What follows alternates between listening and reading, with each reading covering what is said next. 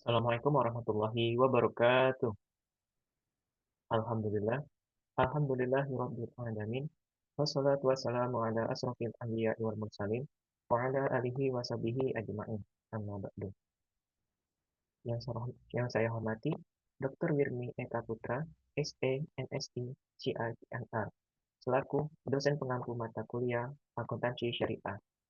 Perkenalkan, saya Ramadan Rizky Pratama dengan NIM C1C021171 akan mempresentasikan terkait materi akuntansi syariah sumber hukum Islam.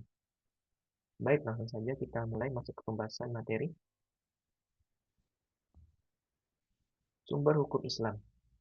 Hukum Islam bukan hanya sebuah teori saja, namun hukum Islam adalah sebuah aturan untuk diterapkan di dalam sendi kehidupan manusia.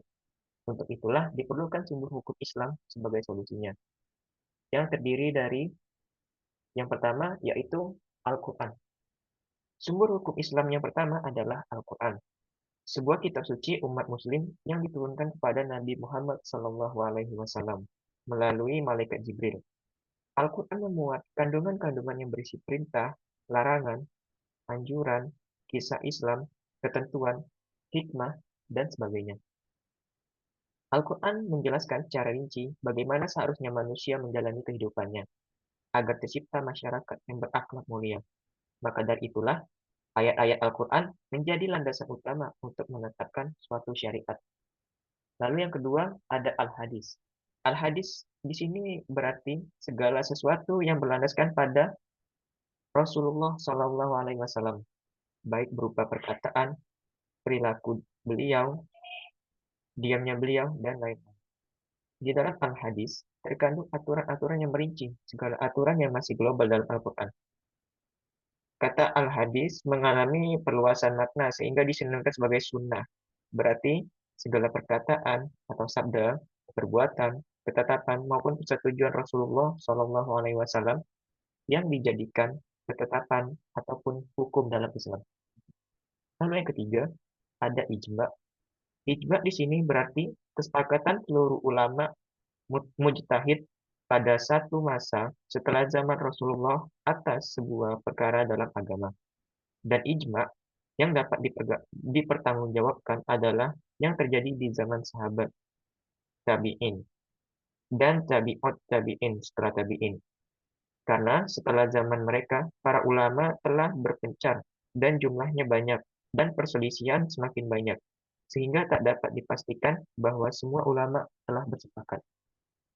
Lalu yang keempat, ada kias. Kias berarti menjelaskan sesuatu yang tidak ada dalil nasnya dalam Al-Quran ataupun hadis dengan cara membandingkan sesuatu yang serupa dengan sesuatu yang hendak diketahui hukumnya tersebut.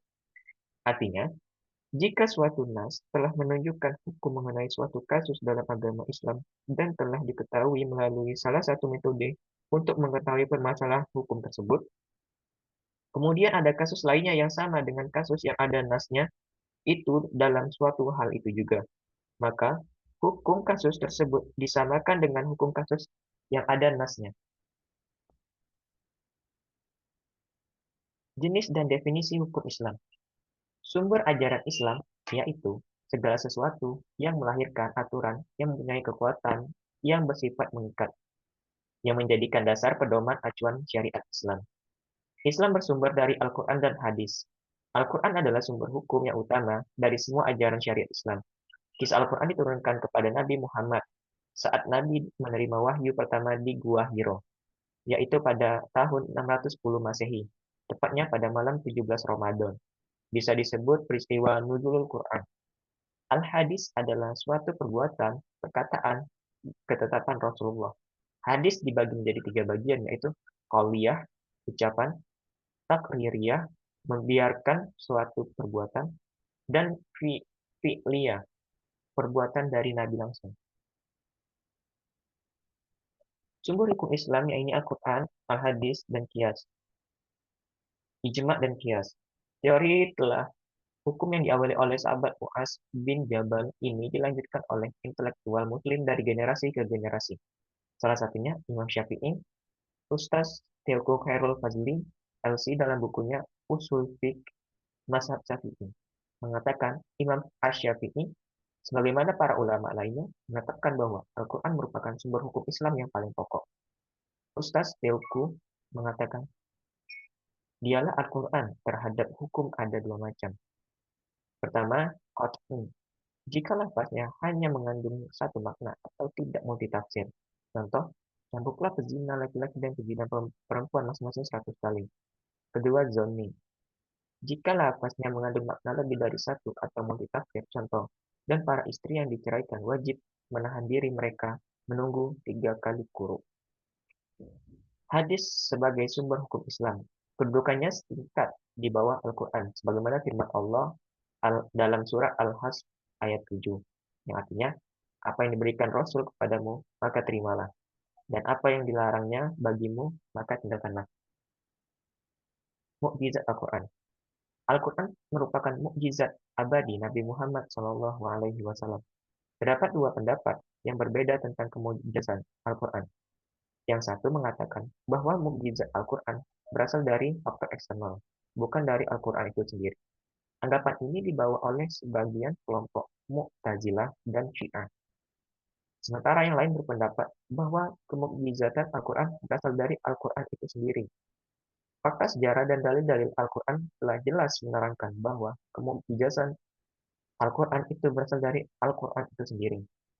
Adapun kemukjizatan Al-Quran dapat ditinjau dari beberapa segi, di antaranya keindahan bahasa, munasabah, berita gaib, informasi sejarah, ilmu pengetahuan, hukum, dan bilangan. Dan kemukjizatan ini yang dipedomani sebagian besar kaum muslimin. Fungsi dan peranan Al-Quran. Al-Quran tidak hanya mengatur hubungan antara manusia dan Tuhannya, namun Al-Quran juga mengatur hubungan antar manusia dengan manusia yang lain dan dengan alam. Dalam kehidupan manusia, Al-Quran memiliki beberapa fungsi, seperti Al-Quran sebagai Al-Huda, yang merupakan Al-Quran dijadikan petunjuk bagi umat manusia. Lalu yang kedua, yaitu Al-Quran sebagai Al-Furqan, yang mana artinya pemisah. Lalu yang ketiga, Al-Quran sebagai Asyifa, yaitu obat bagi manusia.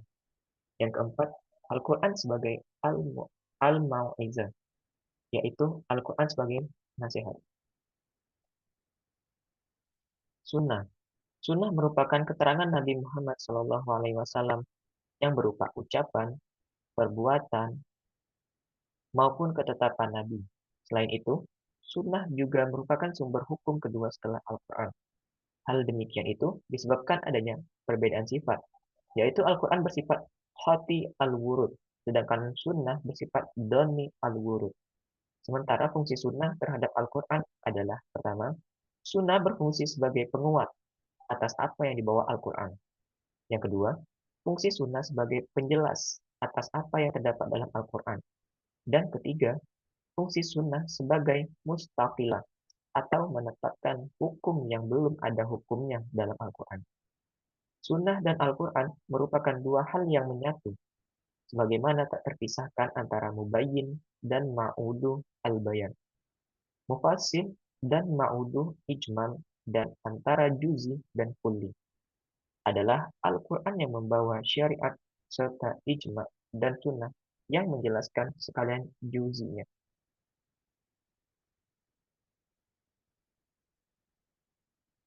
Fungsi ijma. Ijma berfungsi dalam membuat kesepakatan para ulama dalam menetapkan suatu hukum. Hukum dalam agama berdasarkan Al-Quran dan hadis dalam suatu perkara yang terjadi. Unsur-unsur ijma yaitu yang pertama, adanya kesepakatan seluruh mujtahid dari kalangan umat Islam, yaitu para ulama. Lalu yang kedua, suatu kesepakatan yang dilakukan haruslah dinyatakan secara jelas. Yang ketiga, yang melakukan kesepakatan tersebut adalah mujtahid. Yang keempat, kesepakatan tersebut terjadi setelah wafatnya Rasulullah. Yang kelima, yang disepakatan itu adalah hukum syara mengenai suatu masalah atau peristiwa hukum tertentu. Ijma umat terbagi menjadi dua. Yang pertama, ijma qauli. Yang kedua, ijma sukuti.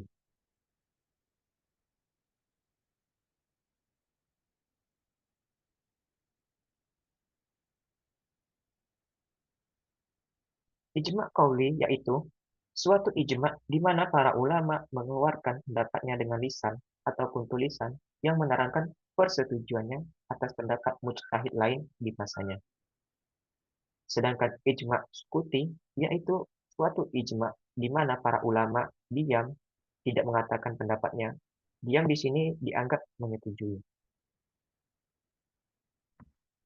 Qiyas adalah penetapan suatu hukum dan perkara baru yang belum ada pada masa sebelumnya, namun memiliki kesamaan dalam sebab, manfaat, bahaya, dan berbagai aspek dengan perkara terdahulu sehingga dihukumi sama. Dalam Islam, qiyas sifatnya darurat. Bila memang terdapat hal-hal yang ternyata belum ditetapkan pada masa-masa sebelumnya, rukun qiyas ada 4, yaitu al-asl, pokok, ialah sesuatu yang telah ditetapkan ketentuan hukumnya berdasarkan nas, baik berupa Quran maupun sunnah. Yang kedua, al-far'u, ialah masalah yang hendak dikiaskan yang tidak ada ketentuan nas yang menetapkan hukumnya. Lalu yang ketiga, hukum as adalah hukum yang terdapat dalam masalah yang ketentuan hukumnya itu ditetapkan oleh nas tertentu, baik dari Al-Quran maupun Sunnah. Lalu yang keempat, illah adalah suatu sifat yang nyata dan berlaku setiap kali suatu peristiwa terjadi, dan sejalan dengan tujuan penetapan hukum dari suatu peristiwa hukum. Kesimpulan dari materi kali ini yaitu ruang lingkup hukum Islam adalah objek kajian hukum Islam atau bidang-bidang hukum yang menjadi bagian dari hukum Islam. Hukum Islam di sini meliputi syariah dan fikih. Hukum Islam sangat berbeda dengan hukum Barat yang membagi hukum menjadi hukum privat dan hukum publik. Sama halnya dengan hukum adat di Indonesia. Hukum Islam tidak membedakan hukum privat dan hukum publik. Pembagian bidang-bidang kajian hukum Islam lebih dititik beratkan pada bentuk aktivitas manusia dalam melakukan hubungan.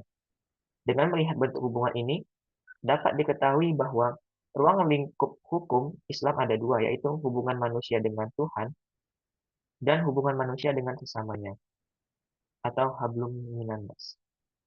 Sekian presentasi yang dapat saya sampaikan pada kesempatan kali ini. Terima kasih atas perhatiannya. Saya tutup. Wassalamualaikum warahmatullahi wabarakatuh.